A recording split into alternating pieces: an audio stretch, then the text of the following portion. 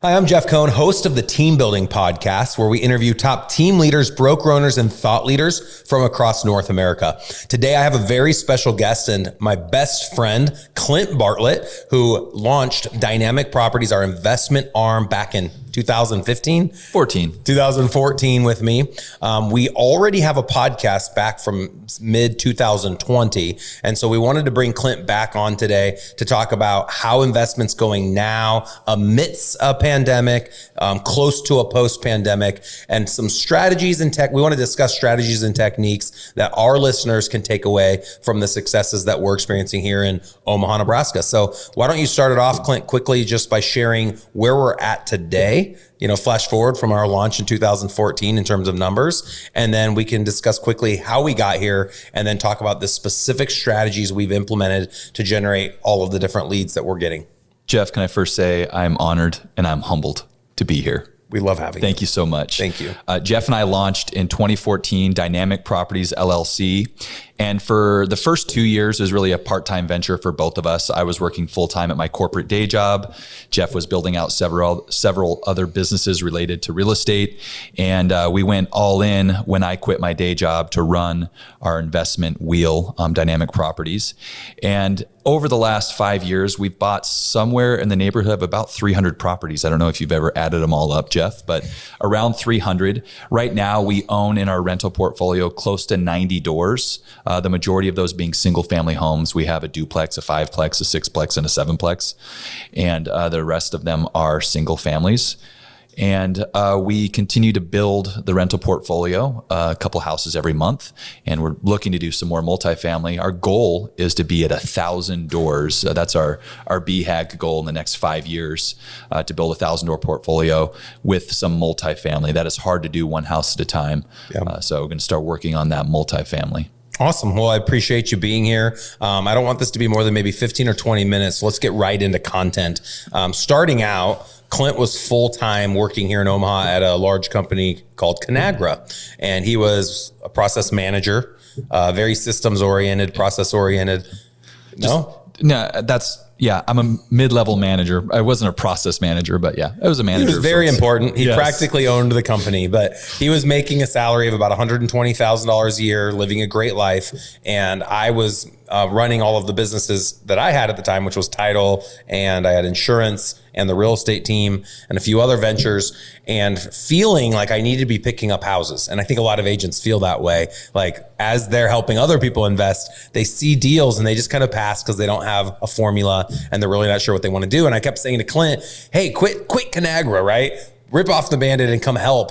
And of course, no one in their right mind would ever just rip off a Band-Aid. If they don't get fired from the job, why would they walk away from it? So why don't you share our strategy, what we did to dabble, and then when you knew it was the right time to jump ship? Great. Well, first of all, the dabbling really started with listening to podcasts. I've always had an interest in real estate investing specifically. Started listening to podcasts on my commute back and forth to my corporate job. And just as I listened, I gained that confidence that, wow, this is not hard. I could do this. So there was a lot of ideation that you and I would have. I remember sitting in your old office like 3 offices ago and drawing on the whiteboard. What if we bought like 12 houses? What would it look like if we had 12 rentals? Or what if we flipped a house? We could split all the money. So we did our first experimental deal. We picked it up off the MLS, and I think I did some of the grunt labor. I was doing some of the demolition, but we hired out most of it, and we made $11,000. I think we bought it for $70,000 and sold it for a little over $100,000. You know what's amazing, Jeff? That house right now, you know what that house would sell for? I don't want to know. Probably $200,000. Yeah, probably. And in Omaha. We sold it just for over $100,000. So it's interesting, isn't that? Yeah. What if we had kept every house? We should have, and we'll get into that strategy today. I know. I've told you sometimes we could have just sat on all these empty houses for 2 years and just let them appreciate. I think most people I've ever masterminded with around investing in real estate, their greatest regret was selling the rental when it was a seller's market. So look at where we are now. You don't have to sell it. If you're cash flowing and you're cash flowing well and you're in a strong equity position, there's no need to sell. What I always would tell someone, if you're going to sell and do a 1031 exchange, be sure you're only selling because you're buying so well. Don't sell to just put money into your bank account and pay taxes and then not know where you want to deploy the capital. Remember, Robert Kiyosaki said, when you sell, it's like selling your milking cow, right? You just killed the cow. Kill the Don't cow. sell. What do you sell? You sell the milk.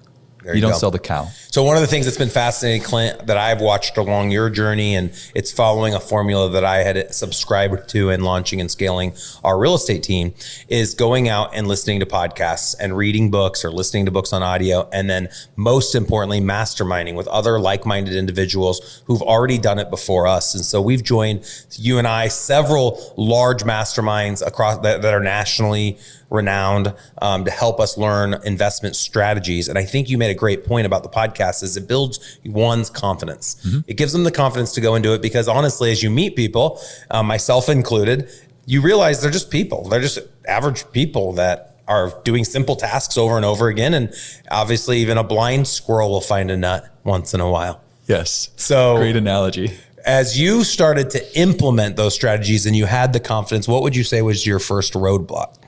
And I think this could probably be prior to you quitting Conagra. Good question. You did ask, when did I decide to quit my day job? And you and I had almost 5 deals in our pipeline to buy. We'd found some on Craigslist. We had a short sale coming up pending to purchase. And that's when I was able to justify quitting my job because I knew there was enough runway for us to have some flipping profit, for us to figure out the whole marketing end, start getting more deals. And I was going to say that first thing that was in our way was your job. Yes. Because you're working 60 hours a week and you had nights and weekends and we were doing both. You can side hustle real estate. And I don't recommend that if you don't know what you're doing, that you just jump all in and quit your job. You got to educate. You can do a couple of practice flips or wholesales or whatever it may be. You can dabble before you jump in. But if you're going to make it a legitimate business, then you have to give it the 30, 40, 50 hours a week for sure. But what was your question originally? What were some of the initial obstacles that we had? Yeah, I'd say as people listen today, a lot of people are running real estate teams or they've been in the real estate business for a number of years. I don't think investing is a new concept, but it might be something they haven't done or they have dabbled. As they listen to this, they're already so busy, right? Everyone's so busy getting pulled in so many directions. And I think people listening are like, well, I don't have the time to listen to all those podcasts or read all those books. But the thing that I find so fascinating is a lot of the same strategies that we implement in our residential business, you implement in the investment business. It doesn't have to be a new process. For example, most people generate leads. They could be from your sphere of influence, internet leads, cold leads, whatever the case might be. How often as an agent do we go in wearing an investor hat? And so just changing our mindset of thinking, okay, this is a hoarder house. Every room is packed with garbage. They're never going to get this house ready for the market. What if they just take a quick offer and you share with them, if they clean up the house and they fix up these walls, it might cost them $40,000 and take 3 months, or you could come in and buy it at 25% below market value. And this is a lot of the houses that we end up picking up, right? Yes, exactly. So a lot of the initial obstacles that we had are similar to everybody else breaking into the investment space. One of them is, well, I don't know what I'm doing. I don't know how to find a good deal. I don't know what a good deal looks like. I don't have the money lined up to buy a deal. So people get this analysis paralysis and then they just don't do anything. What I think worked best for me as I got into investing was just worry about the next step later on, just do the next step. So if the next step is learning about what a good deal is, okay, do the education, get a deal analyzer, find something that somebody else is using as a best practice and then use it.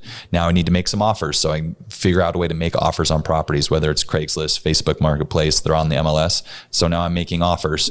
And then the next step is, oh, somebody accepted my deal. Let's really do our due diligence, make sure it's a good deal. Let's go raise some money. Let's go find some cash. So the first few deals that you and I did together, we were using our own money. We were putting in money. We were bouncing off your line of credit. And then for a while I had a line of credit. Yep. And now we're able to use some of our local banks for funding the majority of our deals. But I think the worry is that people feel like they're going to hit a roadblock and then they're going to be stuck. But if you find a great deal, the money will follow it.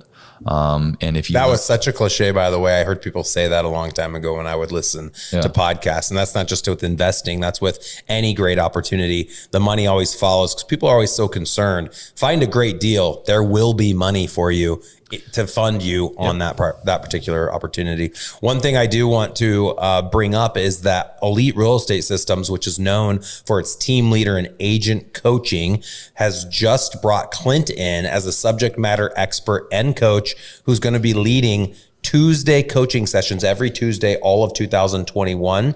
We're only charging, we're offering, I guess I should say, anyone that's joining the team leader product 50% off for their first 6 months if they get into the team leader coaching. But this also will apply to investor coaching at no additional cost. So saying that a different way, if you aren't a current ERS client and you want to join just to get all of the investor coaching and dialogue, where Clint will go down rabbit holes on every single topic that's going to help you with your investing in 2021, we will offer you 50% off your first 6 months, making it just $500 a month. And that will include unlimited seats in the agent training product, which is 8 hours of content a month. That'll include the team leader coaching, which is every week, 30 minutes topical, 30 minutes of Q&A.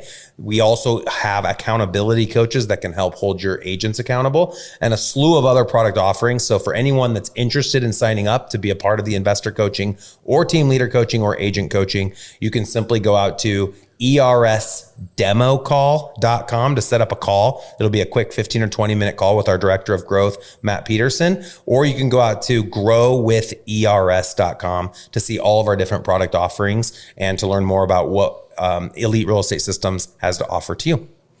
That was amazing. I feel like we just had like a commercial break. It did sound like it. I didn't hit play. That was actually audibly me saying that. Impressive. Thanks, Clint. So I'm excited to share. So weekly, I will be joining in that coaching and deep diving into all things investing. And believe it or not, there's probably 52 weeks that I could fill with different things. So let's crash course the 52 weeks. So for anyone listening that just rolled their eyes and like, here we go, they're upselling product, I don't want to hear about it.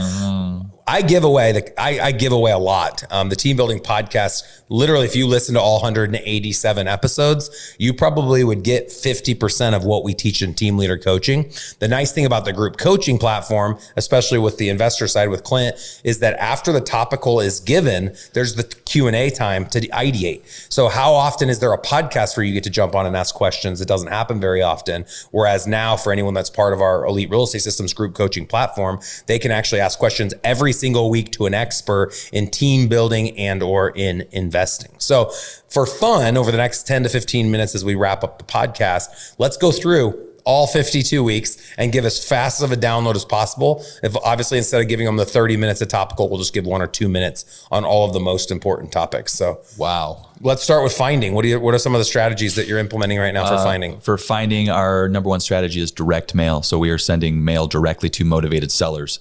Finding a motivated seller and the data that you buy is a whole nother deep dive. So we're gonna learn about what is a motivated seller, what are the characteristics, how do you get the data, how do you buy it, how do you move it into a direct mail platform. So direct mail is number one. Number two for us is outbound calling. So we're using virtual assistants in the Philippines to dial those motivated sellers and start to work up and kick up some leads that way. Number three for us, I'd say, is the internet space. So we have both paid leads. We have third-party companies that we're paying for leads that are running PPC or pay-per-click Google AdWords. We also have our own Google AdWords site, cashofferomaha.com, where we're paying money to be at the top of that list. We work our local sphere here. So we're buying from wholesalers. I'm buying from other investors who I would consider my competitors. I'm also buying properties from them. And then we have a ton of little other niches that we're getting into. So I have a radio ad that airs on a few different stations. I'm going to actually start some TV experimenting. So some TV ads starting next month. So there's a ton of different ways that you can market in this space, but that in itself would be 6 or 8 weeks of download if we're really going to deep dive. The thing that's interesting is everything you just said in terms of the language you just spoke, an agent does for traditional listing and buyer leads. This is nothing different. It's just it might be a different approach. And again, a different mindset when that deal doesn't present itself. So one of my suggestions to anyone that's already doing marketing is simply put your investor hat on with every appointment you go on. So let's get into appointments, Clint. When there are leads that are generated, you mentioned you have a call team. So of course, somebody determines that it's a lead worth going on an appointment. Someone agrees that we can come look at their house. Are there homes we wouldn't go look at? If somebody is motivated and they want us to come look at their house, we typically have a conversation with them on the phone that, hey, we're investors, this is our business, but we're in the business to make money. So we're going to make you a cash offer. So people usually have an idea over the phone that we're not going to paying top dollar. And who's going to go on that appointment? Do you go alone or do you send someone ahead of you? There's an appointment happening right now as we speak. So we have 2 acquisition managers that are the ones that are working all the leads that come in to our CRM. And once they kick those leads up and queue it up over the phone and set up the appointment, I usually attend the appointment with the acquisition manager. So depending on who kicked up the lead. Okay. So there's 2 of us at that appointment. It's usually a 30-minute, 45-minute appointment with the seller. And of course, just like in the traditional world of real estate, you're there to build trust. You're there to find out what their problems are and how you can help them solve it. You tour the house, but it's not about the house. Building the relationship. Does this sound familiar, you guys, as you listen? Yeah. This is just like a listing presentation. Yeah. If they have 12 cats, you just tell them how much you love cats. I love. Yeah. Or, wow, 12 cats. Yeah, they're usually I mean, a seller that I'm working with may be a little bit different than somebody who wants to list it on the market. Yeah. So usually there's something wrong with the house, whether, like you mentioned, they may be a hoarder, or there's a terrible mess, or the house I saw today, a tree fell on top of it, they did not have the money to fix it. Okay. So the situation is a little unique, but it's very similar in the sense that you're there to build trust, help them solve a problem, and so when does the offer happen? Does it happen right there, then and there, or do you typically walk away, analyze, and come back? If the seller wants a number, we'll usually give them a very soft offer verbally right there on the spot. But generally speaking, this is different than most investors. We will usually give them a call back. We'll say, hey, we're going to give you a call back. We're going to go back to the office, plug our numbers in, and we'll let you know where you'd be. And that helps diffuse some of the tensity of the situation. And them not feeling like they're getting rushed or cornered. Yep. And we're in Omaha, Nebraska. So again, there's other markets where somebody may, if you're in New Jersey or somewhere competitive, they may say, give me a number, Right. I just tried a Jersey accent. Hey, Paulie, give me your number. Right. That was the worst accent. So we call them back with an offer, and we're really chill about it. Say, hey, take, if you need a couple days, but we follow up. We always make sure to follow up with every offer that we make. Sure. And that's generally how we operate. So we talked earlier about the different ways we analyze, and there's lots of ways to buy. There's lots of ways to fund. There's lots of strategies out there. We really focus on the 6. Number 1 being the least profitable, which I would say is wholesaling. And a lot of people have heard the word wholesale. Why don't you download for us quickly? What's a wholesale? A wholesale is you have somebody who agrees to purchase a property, and then they execute the contract, a purchase agreement, and then they have a piece of paper called an assignment of contract, and they can assign that contract to an end buyer and keep what's called an assignment fee. Yeah. So a wholesaler is reassigning a purchase agreement to an end So in Nebraska, we can legally assign contracts without seller's permission, but we get it anyways, just to be more ethical. So Clint can put a house under contract with a seller and then sell the contract, essentially, sell the paper to somebody else, to an investor or another wholesaler. And what would you say on average on any deal we've ever wholesaled, what would we keep in net profit? We have not wholesaled much, but I would say in this market, a wholesaler is probably making an average of 5 to 10 on a wholesale deal. That would have been my guess. So 5 to 10,000. The second most profitable would be listing it traditionally. So if we were to take a listing, our 2 acquisition managers are licensed agents. In Omaha, we're making 3.6% on the list side and paying out 2.4% on the buy. So they could make $5,000, $6,000, $7,000 if they list traditional. The third most advantageous way or most profitable way would be a wholetail. So why don't you download quickly what wholetailing is? Okay, so wholetailing is purchasing a home off the market. So we're working with our motivated sellers. We buy it at a discount. And a wholetail, what I consider a wholetail, is a quick clean out, something that you can clean out within 5 days and get listed on the market. So generally for us, a wholetail is clean the house out, mow the lawn. How much are you going to spend? We spend less than $1,000 for a clean out.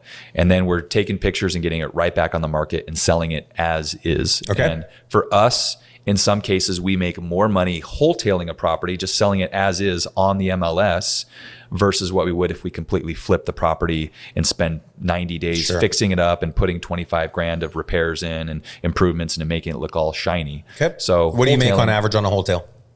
I would say we net around 18 to 22, so 20 grand. And what do you make on average? So you stole my thunder on strategy number 4. flipping, which is what everybody sees on TV and everybody thinks that's what it means to be an investor, to flip and kill your cows.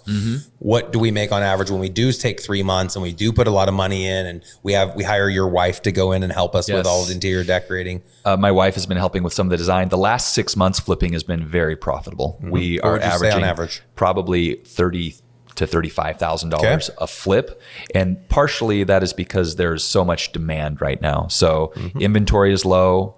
And we're seeing this across the country, of course, but extremely low inventory in Omaha. So when you have a nice house that hits the market, we've just been getting the top of the neighborhood, top comp. We are the top comp. Let's go to number 5 as I move the conversation along to the most lucrative, and that's rentals. That's a hold strategy with BRRRR as part of it. So why don't you share quickly how we BRRRR at closing and can actually make a rental the most profitable option? Wonderful, Jeff. So the BRRRR technique is buy, rehab, rent, refinance, repeat. The key R in BRRRR is refinance. And we are actually, we have some local bank partners. So we'll buy a house at a discount, and then we'll refinance that house at either 75, 80, or even 85% loan to value. And all the while we're fixing it up, putting a tenant in. And we've had situations where we'll buy a house for example, last year we bought one at $75,000 and put about 20 grand into it. So we're into it for what, 95,000? And how much of our own capital? If we had funded ourselves, probably 35 or 40,000. Yeah, we did 10%. We bought that on a line of credit with 10% down. So, and then we fixed it up with our own cash. About 35. About 30 grand in to buy it for ourselves. And when we refinanced it, it appraised at 190. And this particular bank that we were working with gave us 85% of that 190, which is about 160. Now, remember, I said we were into the house for 100 grand or so, 95,000. The bank literally wrote us a check for 160, which was 85% of the 190. So now we are in a 15% debt to value on the property, and we had a positive $60,000 beyond just recouping our initial cash. So for anyone that wants to slow that down and replay it and write all the numbers out, we bought it for 70. We had to put 10,000 of our own money down. We added $30,000 to fix it up, give or take. So we're at 105. It appraised at 180, and the bank would let us. All your numbers were wrong, but close to it. Okay, is my point. I just wanted. Can you do all the numbers in one trail without getting down rabbit holes? Sure. We bought it for 75. We put 20 in.